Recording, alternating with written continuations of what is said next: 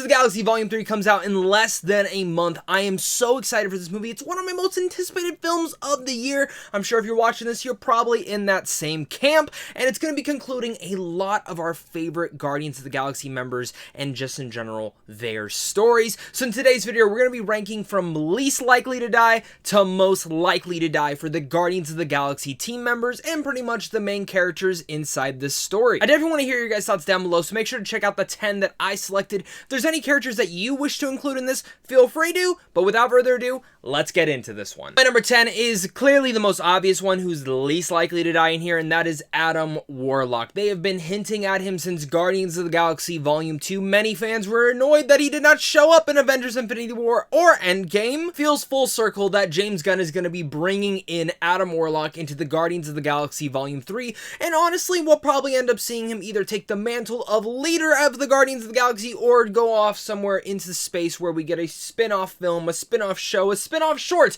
something of that nature. I really don't see him dying in here. You hired Will Poulter, he got buff as hell for this role. I think he's going to stay around quite a bit. Now, my number 9, we have Cosmo the Space Dog. Now, Cosmo was in the first film, didn't really talk. Cosmo was not in the second film. Cosmo was in the short, the Christmas short we got, and Cosmo is going to be a main character in here. Again, another character that is sometimes part of the Guardians of the Galaxy, sometimes is not, but when I look at this roundabout, you're finally giving Cosmo a little bit more to do. I don't see Cosmo dying in here. It just seems one of those characters that, yeah, we'll probably use him for the future of the MCU, maybe the next iteration of the Guardians of the Galaxy, but in this film per se, why would you kill off the dog, James Gunn? Trying to go for a John Wick approach, which I highly doubt. And, killed his dog.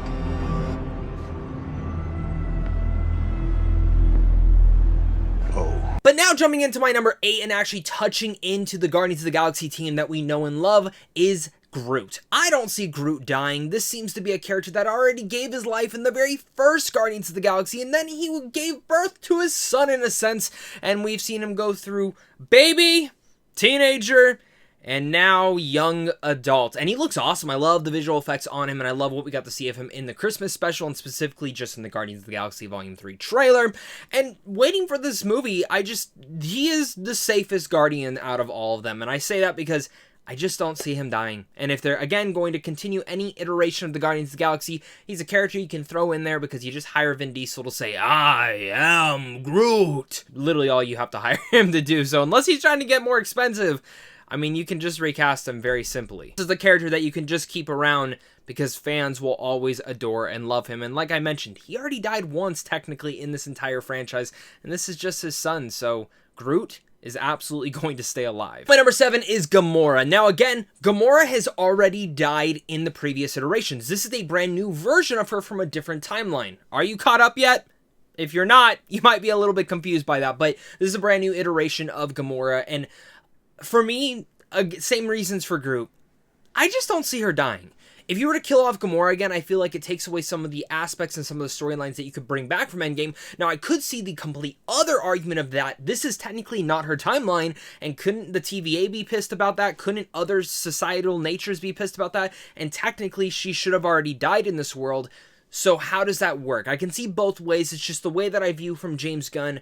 It doesn't seem like Gamora is the type to die in this film, and same reasons as Groot. We've already seen her die once. It would really, I don't feel like it would be as emotional as the first time that we saw her die. Which brings me down to my number 6, and that is Mantis. Now, Mantis got a lot more development, and really much Palm did such an amazing job in the Christmas special.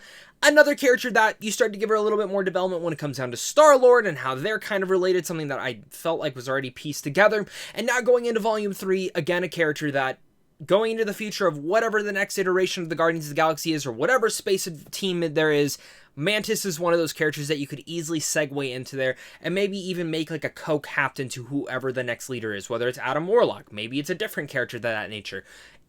I don't know.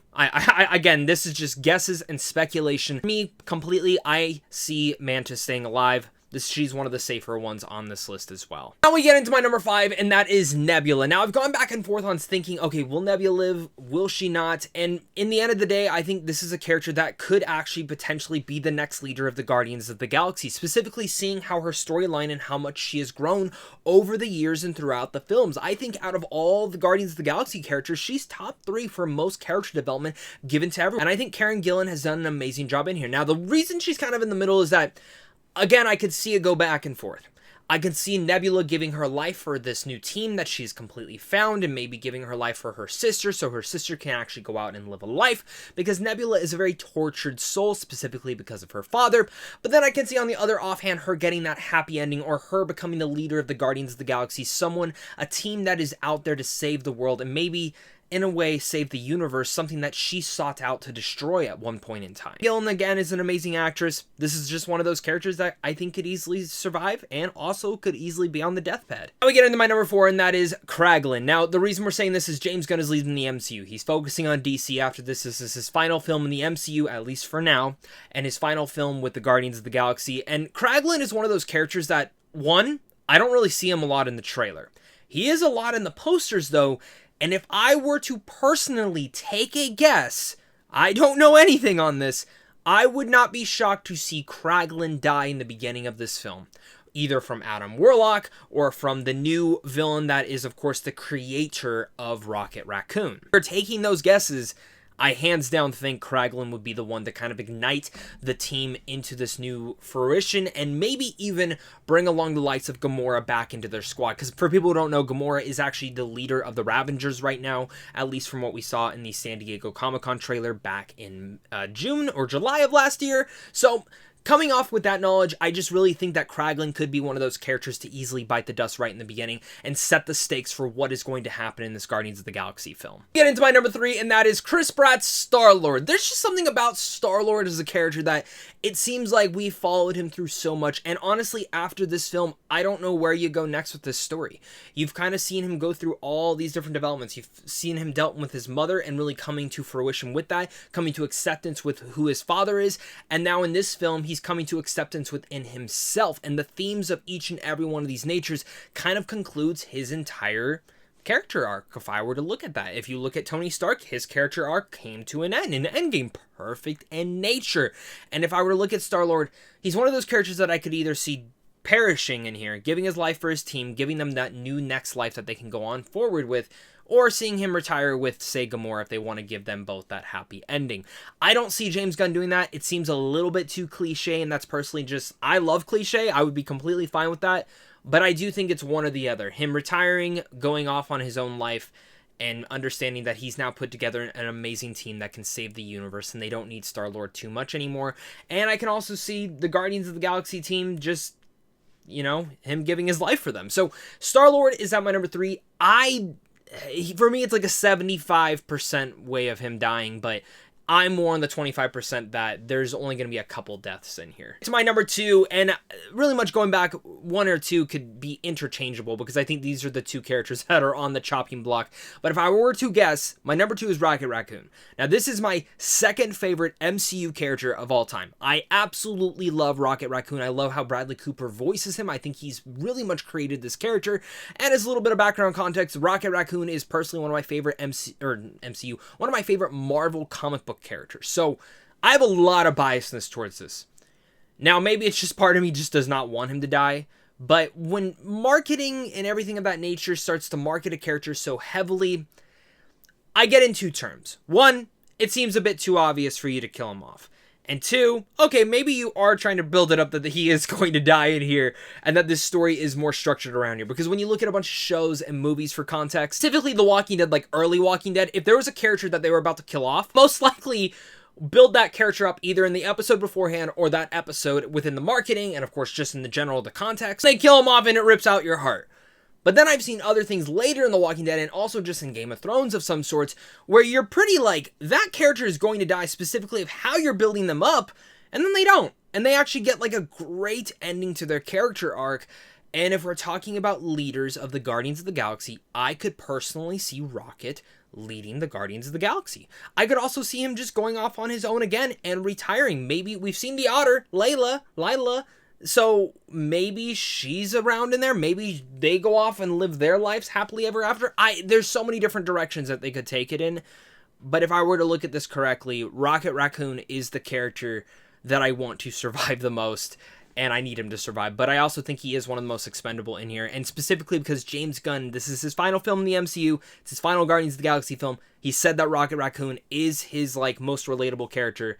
So does he do it because it's his most relatable character? I guess we'll see. Number 1, it is Drax the Destroyer. I love Dave Bautista, but he has said constantly that this is his final MCU film as Drax the Destroyer, and just in general, his final MCU film. I think he's done in the Marvel business from here on out. Maybe he joins the DC universe with, of course, James Gunn, but I think he's taking a completely different change in his career. And if we're looking at Drax the Destroyer, this is a character that I just see perishing. I think he gives his life for his team, and I think right in the instant second that we think either Rocket or StarLord are about to die, I think Drax goes in and gives it away. And I hope he has a badass moment that makes him go out. Maybe it's against Adam Warlock. Maybe it's against a different character. Who knows? But this is a character that I think in Guardians of the Galaxy Volume 2 was very much just used for humor, and I want that Destroyer aspect back, and I think if we're going to get it back in any of the films, it will be in Guardians of the Galaxy Volume 3. We've seen James Gunn. James Gunn is very much reading to what all the fans want, and while he'll definitely choose his story over the others, he does take that fan feedback, and I know Marvel does as well, so I'm very interested to see what they do there. Maybe this is the most obvious one out of them all, but I definitely am significantly going into this film going, yeah, Drax the Destroyer is absolutely dying. And then I think it goes Rocket, Star-Lord, and Kraglin up next for who could possibly die next. Because if we're going to have a higher death count in this one, that is kind of the lead up that I'm personally seeing here. That's definitely just my thoughts on who's going to die in the Guardians of the Galaxy Volume 3. Make sure to leave me your guys' thoughts down below in the comment section. I'll be pinning my favorite ranking down below, specifically if you give good explanations and good descriptions. I want to hear that. Make sure to hit that like and subscribe button as well, because we'll be reviewing this film pretty early once it premieres. I'm pretty sure I'm going to get an early screener, so look forward to that. Lots more rankings, lots more movie reviews and TV reviews coming up soon. So, of course, until next time, stay classy.